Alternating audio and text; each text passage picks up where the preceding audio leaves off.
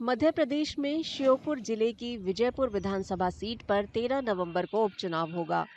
कांग्रेस के टिकट पर 2023 में चुनाव जीतने वाले रामनिवास रावत बीजेपी में शामिल हो गए। उन्हें मुख्यमंत्री मोहन यादव ने अपने मंत्रिमंडल में पर्यावरण और वन मंत्री बनाकर शामिल किया। इस वजह से यहां उपचुनाव कराना जरूरी हो गया। रामनिवास रावत जी बहुत कद्दावर नेता हैं, बहुत वरिष्ठ नेता हैं, देशभक्त हैं, देश को प्यार करने वाले नेता हैं। इसीलिए तो उन्होंने देशद्रोहियों का साथ छोड़ा और देशभक्तों के साथ आए हैं। वो भारतीय जनता पार्टी के विचार में इसीलिए आए हैं कि उनको लगता है कि मोदी जी के नेतृत्व में ये देश तेज गति से विकास कर रहा है और देश को यदि बचाना है तो निश्चित रूप से भाजपा को ही मजबूत करना है। अब क्योंकि कांग्रेस को उन्होंने छोड़ा है तो कांग्रेस के पेट में दर्द तो होगा ही होगा।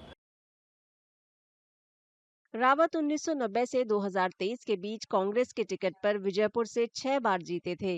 अब कांग्रेस ने रावत के खिलाफ आदिवासी समुदाय के मुकेश मल्होत्रा को मैदान में उतारा है। उम्मीद है कि वे मजबूत टक्कर देंगे क्योंकि इस सीट पर आदिवासी वोटों की भूमिका अहम है। रामनिवास जी को 5 बरस के लिए इस विजयपुर के साथ साथ जो वीरपुर जहाँ हम बैठे हैं, जनता ने 5 बरस के लिए चुना था और उन्हें 5 बरस तक अपनी विपक्ष में रह के भूमिका निभाना चाहिए थी। अब हम उस पर तो नहीं जाना चाहते कि उन्होंने क्यों किया, लेकिन मैं जब जनता के बीच जा रहा हूँ लगातार 4-5 दिन से, तो जनता हमसे उल्टा पूछती है कि विधायक जी हमारी समझ में ही नहीं आ रही।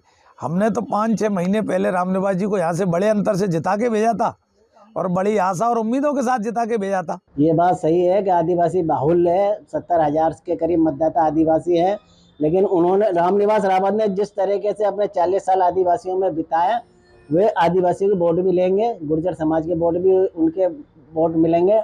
और खास इस विधानसभा चुनाव के लिए आपको खास बात ये बताया था, मुस्लिम मतदाताओं के वोट भी उन्हें मिल रहे हैं जो कांग्रेस के परंपरागत वोट है। कांग्रेस के पास इसके अलावा और कोई चारा नहीं है कि वो आदिवासी प्रत्याशी को उतारे, और कोई प्रत्याशी दमदार उनके रामनिवास रावत के सामने क्षेत्र में कोई है ही नहीं। कुछ लोग मानते हैं कि बीजेपी में जाने के बावजूद रामनिवास रावत विजयपुर से 7वीं बार चुनाव जीतेंगे। देखिए, जैसा कि आप जानते हैं कि इस समय राज्य में सरकार भारतीय जनता पार्टी की है और यहाँ पर अभी कांग्रेस से रामनिवास रावत जी बीजेपी में शामिल हुए हैं, तो लोकल के मंत्री हैं, क्षेत्रीय मंत्री हैं, तो यहाँ के लोग भी चाहेंगे कि इस बार उनको ही अगले आने वाले सालों में मंत्री बनाया जाए और उनको ही भारी मतों से जिताया जाए, क्योंकि इससे क्षेत्र का भी विकास भी होगा। अगर कांग्रेस का विधायक यहाँ से जीत जाता है तो उसका क्या वो क्षेत्र रह जाएगा, कोई मतलब नहीं रह जाएगा, क्षेत्र में विकास नहीं हो पाएगा, क्षेत्र हमेशा के लिए पिछड़ जाएगा। मैं बीजेपी की लहर देख रहा हूँ यहाँ, क्योंकि क्षेत्र के जो विधायक हैं जो कांग्रेस छोड़ के बीजेपी में आए हैं अभी, तो बीजेपी की सरकार है, क्षेत्र का विकास संभव है। बीजेपी का विधायक होगा तभी क्षेत्र का विकास हो पाएगा, संभव हो पाएगा, क्योंकि कांग्रेस का विधायक बनने से कोई औचित्य नहीं रहेगा। जैसे पिछड़ा हुआ हमेशा चलता आ रहा है, वैसे ही पिछड़ा हुआ क्षेत्र रह जाएगा। हम दुकानदार भाई हैं, हम तो यही चाहते हैं क्षेत्र में शांति बनी रहे और कोई दिक्कत नहीं है। वैसे तो बीजेपी सरकार ही बननी, बीजेपी विधायक ही बनना चाहिए। हालांकि कई लोगों का कहना है कि 6 बार के विधायक के लिए इस बार जीत आसान नहीं होगी। यहाँ जो दूसरा वोट बैंक है, वो वोट बैंक बीजेपी से या रामनिवास से नाराज है।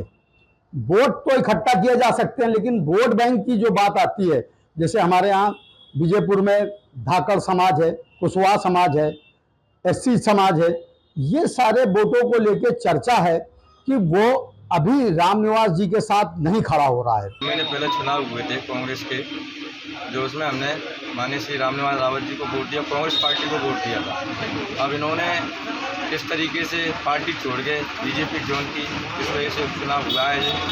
तो शुरू से हम कांग्रेस ही रहे हैं, तो कांग्रेस ही रहेंगे, इसलिए हम कांग्रेस को ही वोट करना चाहते हैं और सब लोग भी सपोर्ट करना चाहते हैं। नाराज तो हैं, बीजेपी भी नाराज है कि गरीबों की कोई सुनवाई नहीं है, भ्रष्टाचार का कमेंट है। विजयपुर के वोटरों के अपने अपने विचार हैं। दोनों पार्टियों की साख दांव पर है। वोटिंग के साथ तय होगा कि आदिवासी वोटों की लड़ाई और बदलती वफादारी में बढ़त किसके पास है।